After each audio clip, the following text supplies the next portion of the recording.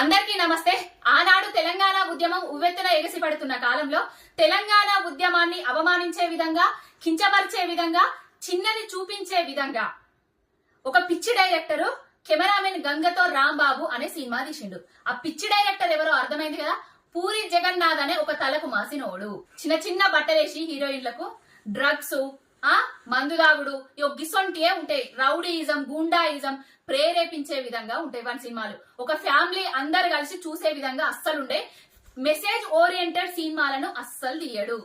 ఆనాడే cameraman గంగతో Rambabu cinema తీసినప్పుడే వానికి తగిన బుద్ధి చెప్పేది ఉంటే ఈనాడు ఇంతటికి తెగించేవాడు కాదు. ఎందుకంటున్నా అంటే ఒక్కసారి పాటిని ఏం చేద్దామంటావు మరి? విన్నారు కదా, మారు ముంతానట, చోడు చింతానట. ఆ హీరోయిన్ కి సగం బట్టలేసి ఆ హీరో ఒక మందు సీసా పట్టుకొని ఆ హీరోయిన్ దగ్గర ఒక పాట పాడుకుంటా మధ్యలో కేసీఆర్ గారి డైలాగును పెట్టిండు. వీడికి ఎంతటి గుండె ధైర్యం!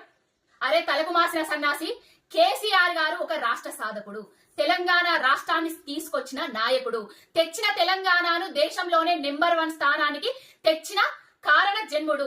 ఆయన డైలాగును నీ తాగుబోతు సినిమాలల్లా, నీ తాగుబోతు పాటలు పెట్టి ఏం సందేశం ఇవ్వదలుచుకున్నావు? తెలంగాణ అంటే ఎందుకు నీకు ఇంత చిన్న చూపు? తెలంగాణ నాయకులంటే నీకెందుకు ఇంత చిన్న చూపు? ఏం బలుపెక్కి కొట్టుకుంటున్నారా?